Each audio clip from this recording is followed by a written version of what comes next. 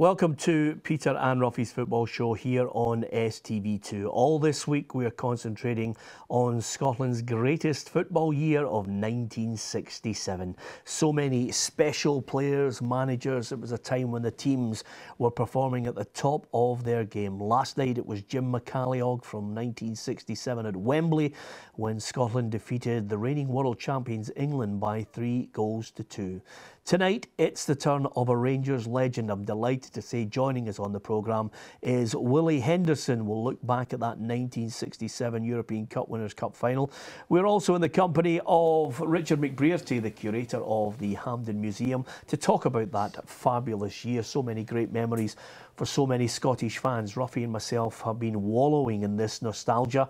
And Richard, just before we get a chance to chat to Willie on it, it really was a special year. I mean, there were a few lows here and there, but the players, you know, the managers, the teams, the way they performed. It was an incredible season. I think it's probably the standout season of the 20th century when it comes to Scotland in terms of being on the world stage, certainly at club level. Obviously Celtic takes the accolade of victory in the European Cup, but you see the performance of the Rangers obviously getting to the final European Cup Winners' Cup, but Kilmarnock also getting to the semi-finals of the Fairs Cup. You can go right across the board in European competition, and Scottish clubs are right there competing at the best. And even earlier on we're talking about Dundee United. You know, Dundee United beat Barcelona home and away that particular season as well. So it's a real standout season for a whole number of reasons, at international level obviously and at domestic level. Yeah, was it a great time to be playing in Scottish football, Willie? Oh, I think so. I think if you look back, that would be as an exciting a time as any of the years that I played, you know. It was great for Scottish football, it was great for the fans. You know, there was crowds at 134,000 going to football in Scotland at that time. So yeah, that was great. Yeah, and again, Ruffy, you know, we have interviewed countless legends across many programmes, and at that period I think it was safe to say we had more than a few world-class players. Yeah, we did, and they were there and they were strutting their stuff, and why not? And you know, and a lot of them were getting picked for big games, you know, rest of the world games, rest of Europe games, and there were at least 2 or 3 in them. Yeah, and of course I always look at the name Willie Henderson. What you achieved at Rangers was one thing, Willie, but to be picked for the rest of the world side as well was no mean feat. Well, that was an incredible accolade, you know. How it came about was that my hero at that time in football, when I was playing football, was Sir Stanley Matthews and Garrincha, the Brazilian. And I think it was 19, hitting on 20, and the phone went in the house, and it was the guy saying, "Is Willie Henderson there?" And I said, "Aye, this is Willie Henderson." He said, "Stan Matthews." I went, "Oh my God." I said, "What can I do for you, sir?" Oh, he says, "I'll tell you what it is." He says, "I'm having my final game." And he says, "There's a rest of Europe squad been picked, and you're one of the players I'd like to be in it." So that was absolutely fantastic at that time. And you know, the game was at Stoke, 56,000 people there. The rest of Europe against Great Britain. The great Jim Baxter, he was playing with Great Britain. And the day before the game, the French coach, I think it was a French coach, read the team out. It was Yashin in goals, Snellinger and some of the other greats, Joseph Mazepust. And all of a sudden they went, in the front three is Henderson, Puskas and Di Stefano. And I went, I must be doing all right at this. So that was something else. Something else.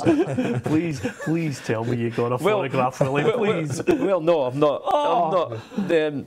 But the other bit about it, Peter, you know how we talk about Jim Baxter was a huge player in Scottish football at that time.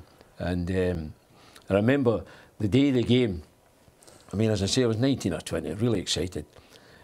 So we're walking through the foyer, and you know, everybody has heard, a lot of people has heard about Baxter, about the arrogance and the brilliance and all that.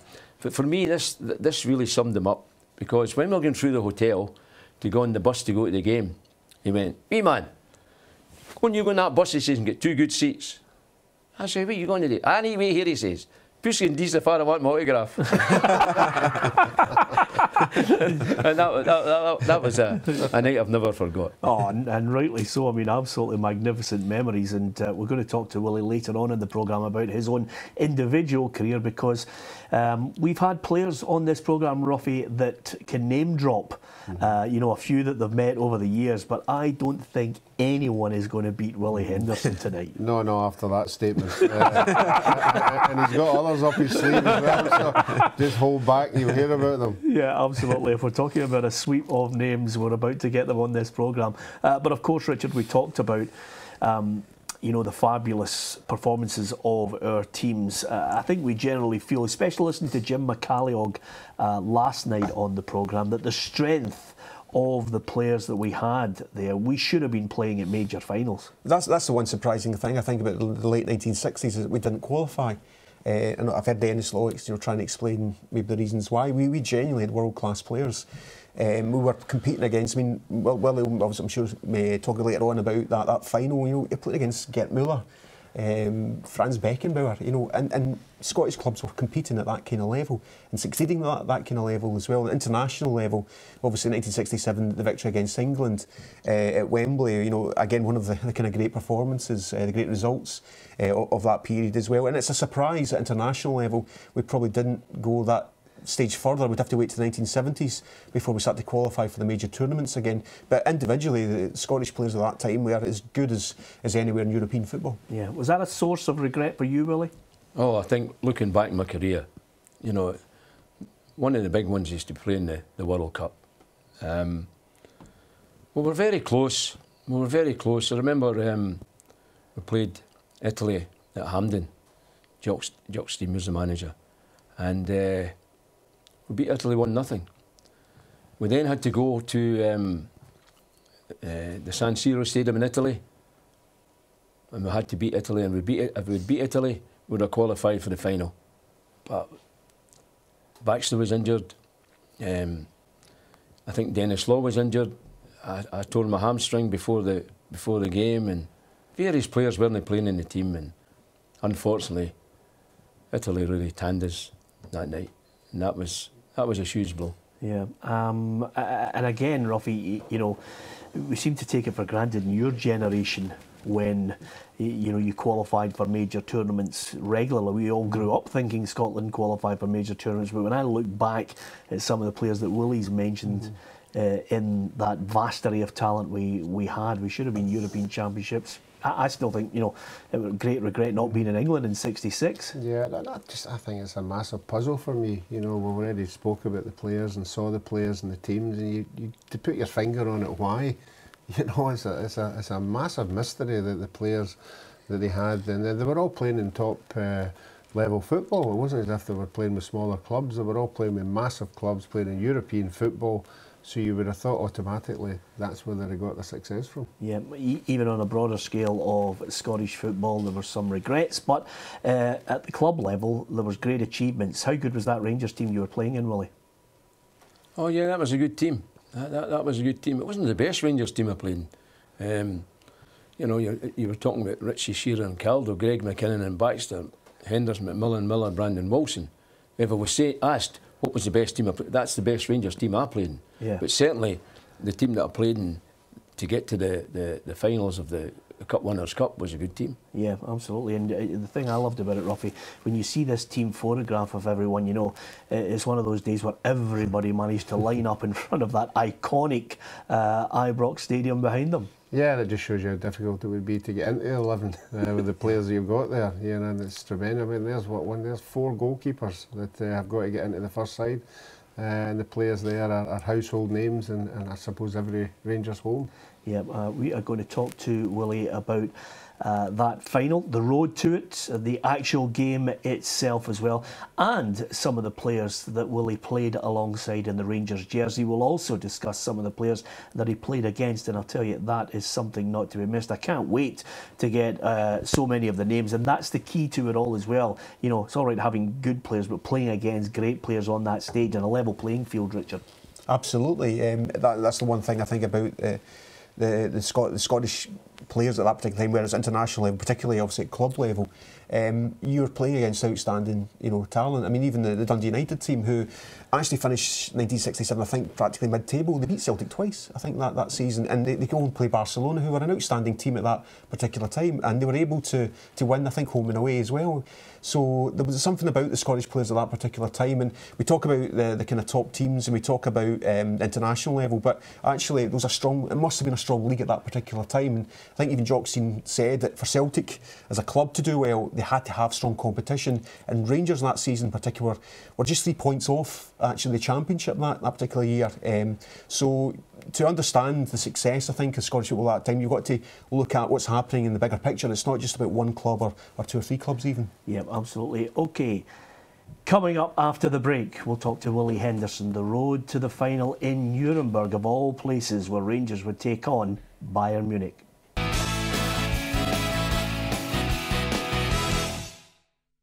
Welcome back to Peter Ruffy's Football Show. The greatest year for Scottish football, 1967. We're talking Rangers, we're talking the road to the European Cup Winners' Cup final in 1967. It's hard to believe, Richard McBrearty, that we were possibly looking at 2 of the major European trophies sitting in the trophy cabinets of 2 of Glasgow's biggest clubs, Scotland's biggest clubs. It would have been an incredible feat had it happened, and obviously it was very unlucky. The Rangers, hard season and getting to the final, and obviously just coming short in the final.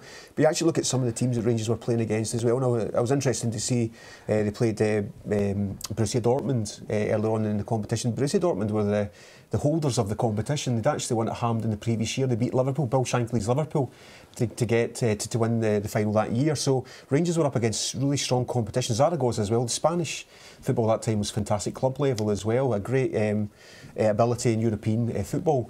So, for Rangers just to get to the final was an incredible feat, but I can imagine getting to that final, being so close to the silverware, it must have been very disappointing for the club, particularly Celtic obviously sweeping up domestically and in the European Cup. Yeah, let's have a look at the road to the final, Willie. Do the memories come back with these teams? Oh, they certainly do. The first one against Glentoran, we took 5 goals off them, which you would expect because, Glentoran was playing in Irish League football, which was well below the standard of Scottish football. So the result there, you would have expected that to happen. Yeah. We played very well against them and just got the result that everybody thought we would get. Yeah. Borussia Dortmund, I mean, as Richard mentioned there, they were a force. I mean, again, German football at that time was really starting to emerge. Of course, they would knock England out at world level in the 1970 Cup. Well, I mean, if I look back in my career, playing against German teams, I don't remember ever getting an easy game against a German team. And of course, Borussia Dortmund were no different. They were a very, very strong team. In all the years that I played, I always, if I think back, the most difficult, the fittest, the strongest teams that I played against were invariably German teams. They were always very difficult. So for us to win 2-1 against Borussia Dortmund to get into the next round was a huge result for Rangers. Yeah, you had goal scorers in your team at that point as well. Oh yeah, we'd a lot of good players in that team at that time, What about from your own point of view? I mean, was there a specific thing that, for example, Scott Simon would say to you about your role, or was it a case of you were all that talented, just go out there and enjoy football and take the game to them? The game was a bit different at that time regarding tactics, etc. And bar for the odd thing that Scott Simon would mention to you, he just wanted me to play to what was my skills, which was, my speed, taking players on.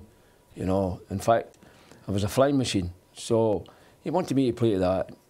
Didn't want me doing too much tackling back for to tackle people, maybe fill in a bit when they had the ball. But in general, I was just an attacking player. Yeah, and did you... And I preferred that. Yeah. I really, that was my strong point. So why not play me it? Yeah, and did you at that point look upon the European football as the perfect platform for you to really test yourself and show how good a player you were? Oh, absolutely. I love playing in the European football. And we sort of ideas that maybe at one time fancied playing in European football. I remember in a part of my career, there was a famous Italian scout, Gigi Perinacci, who had taken Joe Baker from the Hibs and Dennis Lottie Torino. And I went, maybe that'll happen to me, you know. So I had wee visions of that. And he did have a talk with me. I think it was after the Real Madrid game.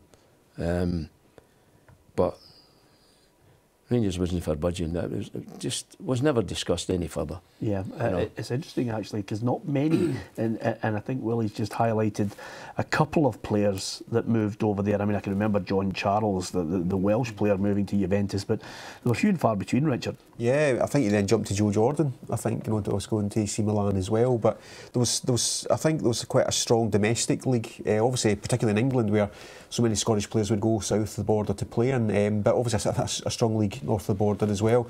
Culturally, it was interesting to see if maybe clubs from Italy and from Spain, you know, would be looking to Scotland at this particular time to attract players, and maybe culturally didn't think they would adapt. But there certainly wasn't the number of players going over to these countries that you might have expected otherwise, because you know we were producing such outstanding players. Yeah, absolutely. I think the other thing as well is there was no agents then. You know, and that's another thing, you know, and Willie, if anybody did, I mean, Real Madrid might have phoned for Willie, but Willie would have never heard about it. You know, it would just have been a telephone call, and if they didn't want you to go, you never went. And that's exactly what happened. Yeah, that's exactly if they wanted you to go, you went, but if they didn't, then you were there. Yeah, and it doesn't help, Willie. I mean, I remember Jimmy Johnson saying the exact same thing, playing against Real Madrid, and then, you know, any inquiries that might have come in, you hear about it 20 years later. Yeah, you're right. Oh, you're right. Yeah. It would have been something to see Willie Henderson studying his stuff. Okay, you get to Real Zaragoza. This one is the toss of the coin. Yeah, I think that was very, very exciting. That was after the game, and we'd all together in the centre circle, and this coin was getting tossed. I can't imagine for it to get into the next round. You know, you're tossing the coin. There's no penalty kicks then. So, I think Greggy guessed right that day. Yeah. I think he guessed right that day. You never all got together and had a sort of, what do you think? There was no communication. 6, 4, 5 against. I remember thinking to myself, you know, in the working class years and years before that, there used to be the tossing school at Bells Hall, you know. I was waiting, honestly, I was waiting on you saying that. Nearest the wall. Heads or tails, eh? Oh dear. Tossing a coin to win a game, I mean, I think did Billy McNeil not do it with Benfica as well, Willie? Well, I don't know about that one. Don't know. I think in the Celtic one, I don't think the players were as fortunate as Willie. I think the rest of the players all went into the dressing room, and it was just Billy that was on the park. Yeah, I think you're right there. And they're all we were all standing around. We were all standing around. And I presume at that point he tosses. Let me see it. Let me see it. Goes best of 3. Now here's a name that I'm going to hold my hands up to. I can only imagine, I hope I'm not putting you in it here, Richard, but I can only imagine they've maybe had a name change, but Slavia Sofia doesn't ring any bells with me from the 60s, but I would imagine they're going to be a tough side for you to try and get to the final with, Willie. Typical European side. Very professional, absolutely fit. And I remember the night at Ibrox, 90,000 people there. You know, at that time, that's the crowds you were getting in European Cup ties. And tight game, nothing each. I think it was the second half. I hit this one. And it was streaked right into the corner of the net. And then it was a wee somersault for the crowd, just to add to it, you know what I mean? Yeah. Keep them happy. Did you do a somersault, Willie? Yeah. He's well ahead of time, this man. He was doing these things before anybody else thought about it. But fabulous. Yeah. And then we played them across the air, and that was a really difficult game across the air. And any time you're playing against the Eastern teams, were difficult to beat. But we managed to do it, and I thought that was an absolutely brilliant result. Yeah, of course, travelling to places like Bulgaria, Richard, or so, you know, fraught with danger, especially with the Eastern Bloc in those times. You never know if you're going to get through, but to get through, suddenly we're all as high as a kite. Absolutely. I mean, Sofia were on quantity. And as well as saying, you know, the difficult opponents to play against, the Eastern European teams. So it was, you know, in fact, as the Rangers won actually, I think 1-0 home and 1-0 away as well. So it was two good performances to make sure they got to the final. And when you're so close as well to get into a final, it's really important just to kind of get over the winning line. So Rangers certainly did that. But absolutely, you know, you kind of, when you play against maybe top teams from Germany or Italy, you know you're going to be up against quality, and you know the names are very, you know, the very famous names. But yeah, when you're playing against teams from Eastern Bloc at that particular time, there were a few surprises. And Sofia, you know, they're not a huge household name. Even today, they're not a huge household name. So it was a potential banana skin, I think, for Rangers at that time, and they did very well to get through. Yeah, well, we're going to talk about the final. Willie, were the players worried about the fact that it was going to be in Germany? I mean, that really put the cat among the pigeons as far as the home support would be full of Bayern Munich fans. Well, I think I found out later that it was obviously drawn before the tournament. It could have been in Glasgow, just as easy as it was in Nuremberg. But the way it turned out, it was in Nuremberg, and that was a big plus for Bayern Munich. You know, it was more or less like a home game. More or less like a home game. Although there was thousands of Rangers supporters went there. Yeah, more than a few Rangers fans at the game, but it must have been difficult when the players were walking out onto the pitch in Nuremberg, where the majority were all Bayern Munich fans. So, what about the game itself? The European Cup Winners' Cup final 1967. Celtic had won the European Cup just days before. Now it was Rangers. Could we have two major European trophies in Glasgow in one particular year? We'll hear Willie Henderson talk about that final, his memories of it, and how Rangers almost snatched the trophy from Bayern Munich in the European Cup Winners' Cup final of 1967. Join us after the break.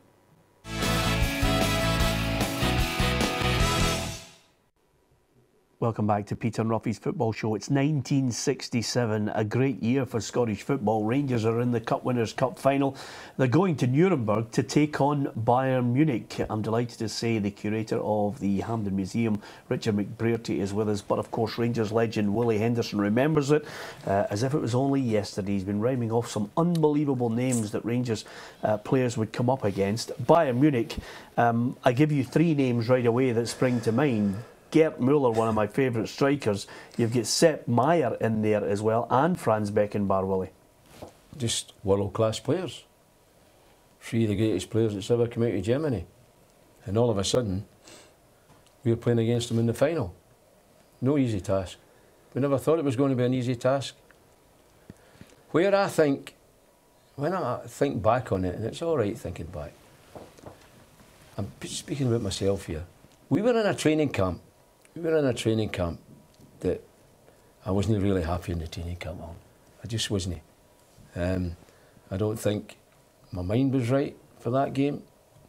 I feel that the training camp was quite. There was no fun. It was very strict, and that doesn't always work with people. Doesn't always work with players. So I think that training camp might have been the first thing that I thought was wrong. Then it came to the game. We had a situation where, when they named the team, the forward line was myself, Dave Smith, Roger Hind, Alex Smith, and Willie Johnson. So I couldn't believe it. I couldn't believe that Jimmy Miller was sitting on the bench. Such an experienced player, an out-and-out centre forward. Roger Hines, no disrespect to him, was a defender. So what I'm trying to work out is who picked that team. I don't know that it was Scott Simon. I just don't know who picked the team. But for me, although we went to extra time, I think the team selection should definitely include Jimmy Miller. As far as the team going out there, I mean, that was the one thing that stood out. I think a number of Rangers fans who were at that game would have looked at it and thought, now we're really up against it. You know, you need somebody there who's going to take the chances, and you still were able to run them close. I've watched footage of the game, Willie. Absolutely. There were chances for Rangers. I'm sure when that Rangers team was read out, I'm sure some of the supporters must have went, are we at the right game? You know, I just think that these mistakes, you know, the team, as I say, the training camp was, I never seen the training camp as happy. I don't think some of the players were happy there.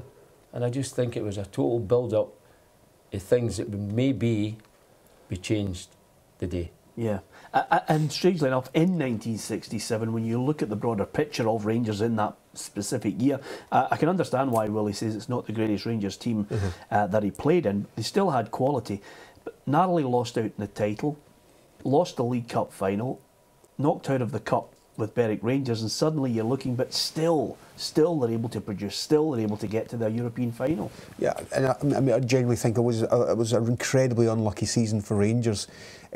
You look at the League Cup final, Celtic won the game 1-0. If you read the press reports, and obviously Willie would have been there at the game, Rangers dominate the game. They just, on that particular occasion, they can't score. I think the Berwick Rangers result actually maybe has something to do with the issues that maybe the Rangers have going into this final when it comes to obviously scoring goals. I think after the Scottish Cup exit, when it was a huge shock obviously when Rangers lost to Berwick Rangers, and I think two of the players, Jim Forrest has dropped, and George McLean as well has dropped, so you really got Alec Willoughby. And as Willie explains, you know, even though Alec Willoughby's still there in the rounded team, the decision's made for Roger Hine, the defender, to lead the line, which obviously is quite surprising. Even obviously you read the press reports of the day as well, and it's a little bit surprising that he's the one that's put forward to try and lead the Rangers team. So, you know, there's obviously some issues there as to why he was put forward. Yeah, if it's not a great training camp, if there's, you know, unrest. I was only talking,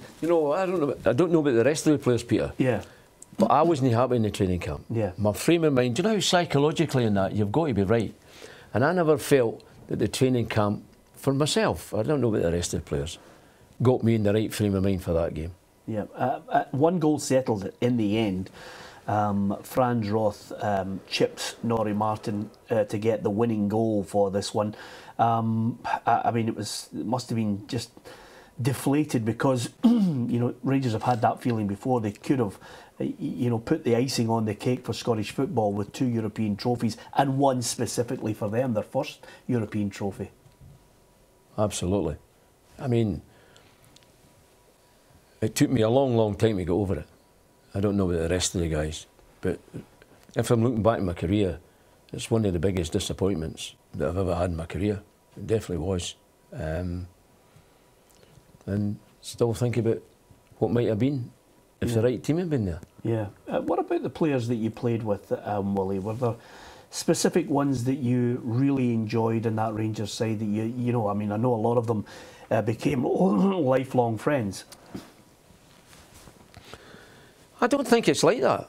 I don't think it's like, you know, I think times you certainly through your career after you finish and that, you meet up with the players and it's always nice to see them and all that, but football sometimes isn't like that, you know, they're not lifelong friends in the case that you see them all the time. Yeah. You know, but certainly friendly with them each time you meet up with them. Yeah. Were there special players that you thought to yourself, I know a number of people would say, love playing with Willie Henderson, were there players that you looked at and you thought, that was an absolute delight to see him alongside me. Rangers jersey was special. Well, you know, when I was younger, Ian McMillan was inside right, and along with Sir Stanley Matthews was the finest gentleman I met in football, and he was a wonderful player, and he did so much for my career.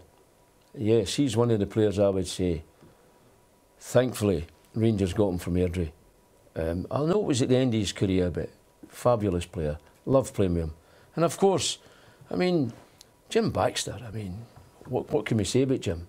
Yeah, he's brilliant, confident, arrogant. He's in the Rangers' greatest ever team, played with the rest of the world. So obviously, playing with Baxter in the team is just great. Yeah, and from your own point of view, is there a specific game, if that was your lowest point as far as the Cup Winners' Cup final, is there a game that sticks out for you? You think, special, the entire team enjoyed it, it was just great to be a Rangers player? Well, 1964, we've won the league and the League Cup. And we've got to play Dundee in the Scottish Cup final. That's a good story, actually, Peter. We're going to play Dundee in the Scottish Cup final. So, on the Friday, Scott Simon gets the players all together. And he says, now listen, on top of the bonus, if you've won, the club will give you a fabulous tour. So that was nice. There's 128,000 in the game against Dundee. We scored, we're 1-1-0. Dundee centred the ball went up the park, and within 30 seconds, Kenny Cameron had equalised for Dundee. So that's one each. Yeah. 3 minutes to go. It's one each. I've laid on 2 goals in the last 3 minutes. So, fabulous. We've did the treble. On the Monday, we're in the dressing room. We're waiting on the bonus. So he gets the bonus, and eventually Scott Simon comes down and he puts a notice up on the board for the world tour.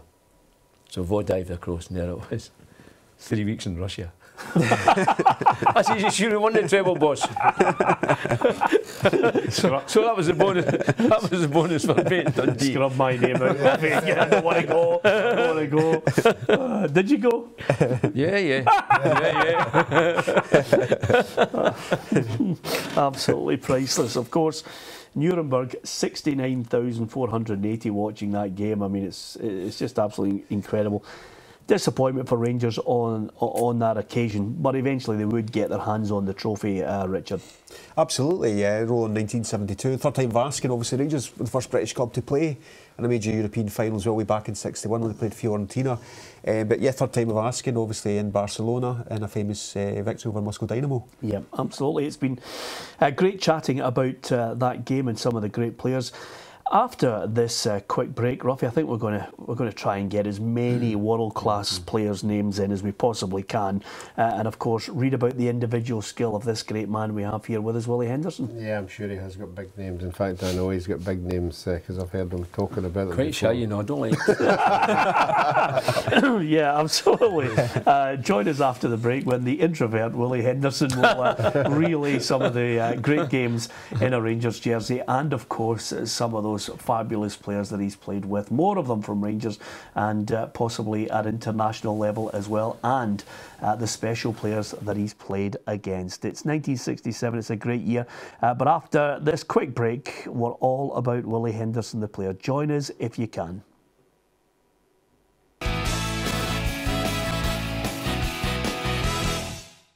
Welcome back to Peter and Ruffy's Football Show. Hope you're enjoying the company of Rangers legend Willie Henderson. We've been talking about a special year of 1967. There were many other special years. You rhymed off 11 players that you played with in the early 60s in that Rangers side. How special were they to you, Willie? Well, I would think coming into that club at 15 years of age, and then at 17 you're in the first team playing with these players that I mentioned, would be any young boy's dream. And I lived the dream. 17 I was playing in the first team. 18 I gets my first Scottish Cup medal against St Mirren with the McMillans and the Millers and the Baxters and Davy Wilson. I mean, each one that I'm talking about, and had a great captain. Bobby Shearer was a great captain.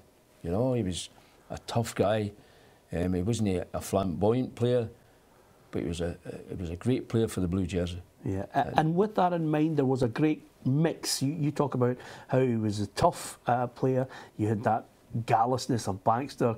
You had the speed of yourself. Were there others that added other elements to what is effectively a team that would win the title? Well, you had Davy Wilson playing on the left wing, and Davy Wilson was scoring 30 goals a season. You know, which was absolutely phenomenal for a winger at that time. It was orthodox wingers. Yeah. So we had that as well, and you know you had the M and B. That was Miller and Brand. And they were all big goal scorers. As I say, coming in there at 17, 18, lived the dream. Yeah, absolutely.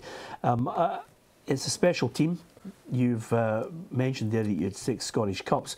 Of the league championships, what was the one that really stuck in your mind that you thought was a special season? Well, I think the year we did the treble. Won the League Cup, the Scottish Cup, in the league championship. I think that would always be the real special one. Yeah. Was it as good a season for you individually? Do you think you were at the absolute top of your game? Well, it was a lot of years I was at the top of my game, Peter, you know.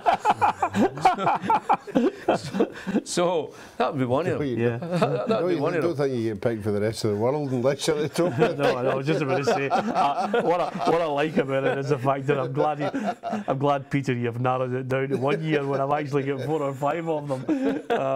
As far as the way you were playing, you know, you mentioned one of your heroes, Stanley Matthews, calls you to play in this game, but you come up against some very special players, and one of them, we're talking about friends, you know, doesn't get any better than Eusebio, does it?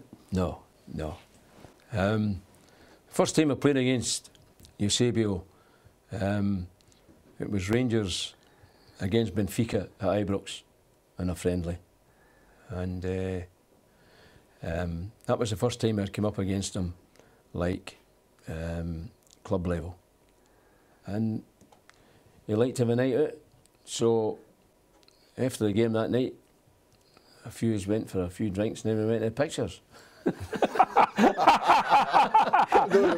don't remember that night. Yeah, I just want to look up that night. The pictures.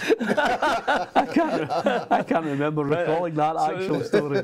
So I had a rapport with him, and then of course one of the rest of the Europe selects I got chosen in.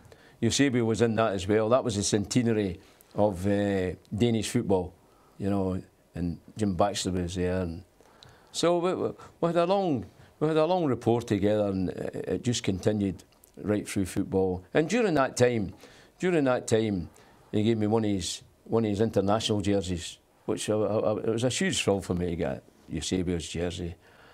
And we kept throughout the years been friends, and a lot of years later, Celtic was playing Benfica at Parkhead, and of course Eusebio gets in touch with me, and I goes into Glasgow, and I meet him in Glasgow, and we had a meal, and all of a sudden he draws another jersey out of the hat, and it was one of Benfica's jerseys which he had signed to me, and I'm quite happy to say that I've still got these jerseys. Yeah, absolutely. You know? I mean, they must. What a player! I had him up beside Pelé.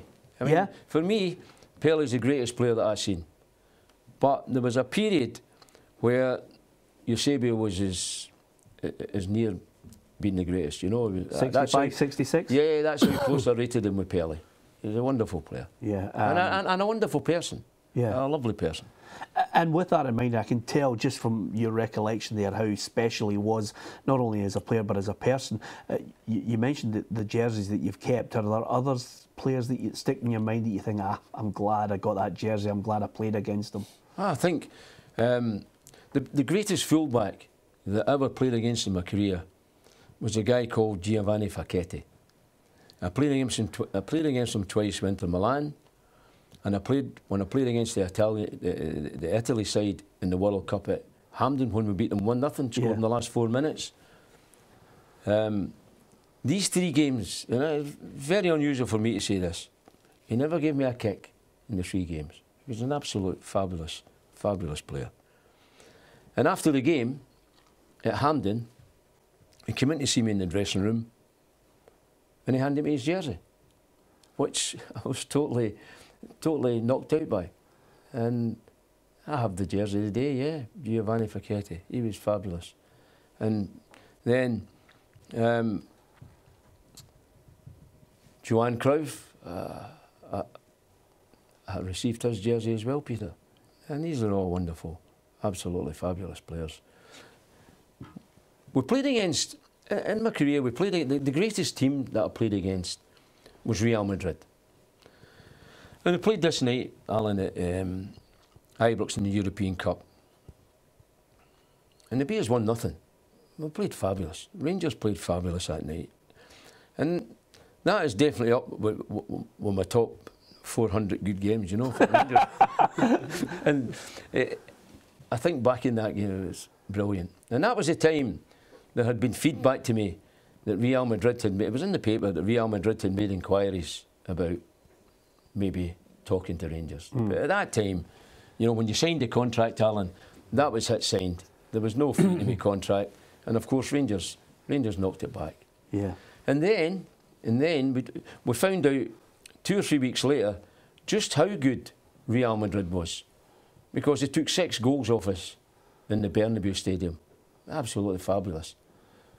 But the wonderful thing about that was that, and you're talking about jerseys, Francisco Gento, you, along with Garrincha, is the 2 greatest wingers that I've ever seen, world class, excluding Sir Stanley Matthews, who was playing in Britain.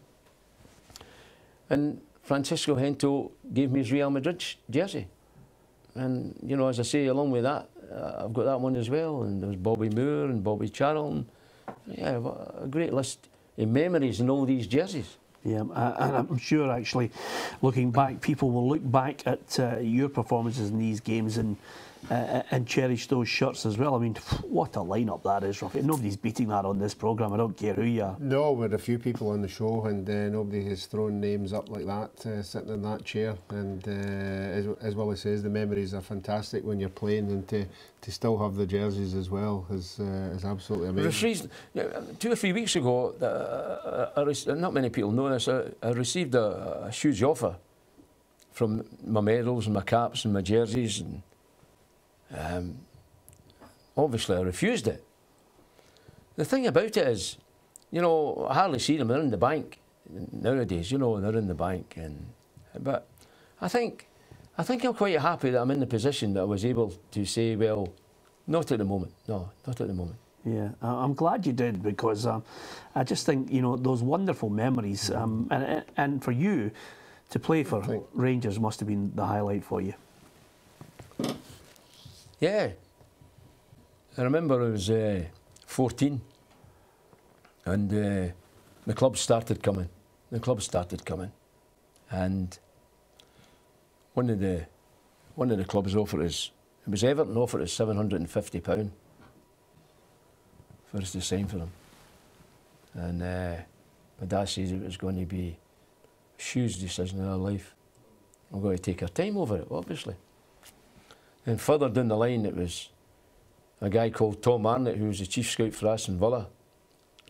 He came in, started talking to us about, you know, signing for Aston Villa. But my dad went, it's a lot of money that, he says, but this is going to be one of the biggest decisions in my son's life, and the #1 rule is we're taking our time. Further down the road, Manchester United came to the house. So they said that they would double any offer that we've received. So my dad went, Aston Villa's offer is £2,500. And the guy went, well, I've been authorised to double any offer you've received. So he says, I'm offering you £5,000 to sign for Manchester United. This is 1959. That famous statement my dad says, he says, this is going to be a huge decision in our life, and the #1 rule is we're going to take our time. So that was how it went. And then, I don't know, maybe a month later, my dad came in. Somebody at the door, my dad went out and he came in and he says, Williamson, he says, this is Jimmy Smith, Chief Scout of the fabulous, superlative, sensational, wonderful Glasgow Rangers. Right? And all of a sudden, Jimmy Smith started saying that Scott Simon heard great reports about us and he'd love to put a meeting on to meet us. My dad says, we can't imagine it the 9:30 bus tomorrow morning. I went, you tell me this is the biggest decision of life and the #1 rule is we're going to take our time. He says, the rules have just been chucked right out that window. so in respect to it, you know, I think when you've heard that, there was only one place that I was going for and going to sign for. And, you know, 1959, £5 could have bought 3 hooses, you know. Yeah. But my dad went up, I know I signed for Rangers at 15. And I have not one day of regret. Well, I'll tell you. Not one day of regret. They were a great club to play for. I really, really enjoyed playing for them. And I had a great rapport with the supporters and all that in the majority of my career. 478 games. It's all right, Peter, isn't it? listen, you've understated it. Believe me, it's more than all right. It's been an absolute joy being in the company of a Rangers legend, and that story's the best way to finish it. He took his time. You know something, Peter? Yeah. I'm going to tell you one before I go, and, and I think they'll like this. I think they'll like this. Do you know how I always loved the boxing? Always loved the boxing, right? So I watched all the fights in the 60s, early 50s, late 50s. And I was sitting in the house this night and their phone went, and it was Peter Keenan. Peter Keenan was a British, Empire and European boxing champion. And he phoned me up and he says, Willie, he says, I'll tell you what it is. He says, I've got Cassius Clay coming to Glasgow in 2 weeks' time. I want you to come in, get some photographs taken, and we'll get the guy a wee bit of publicity. Right, so I'm all made up. I'm going to see Cassius Clay, who was, as we know, a fabulous, fabulous boxer. So I goes in to meet him in the McDonald's Hotel in Giffnock. Get some pictures taken with him. So afterwards, we're all sitting round the dinner table. There's myself, Cassius Clay, Angelo Dundee's trainer, Boudini Brown, his doctor Ferdi Paccio, and some of the press. And having a wee bit of dinner. So all of a sudden, Cassius looks up and he goes, "Hey, Sonny boy," he says, "they tell me you're a soccer player." I says, "That's right, Cassius." "Well," he says, "we not see that nose. I'm glad I stuck into boxing, son." Oh, so that was a great story, a great memory. Cassius Clay to finish, Ruffy. It doesn't get any better than Cassius Clay. Let's not add to it. Absolutely brilliant. The Rangers legend, Willie Henderson, talking about 67, talking about how special the years playing for Rangers were. And hopefully you enjoyed the programme. From Ruffy, from myself, Peter Martin, and from Willie Henderson. Good night.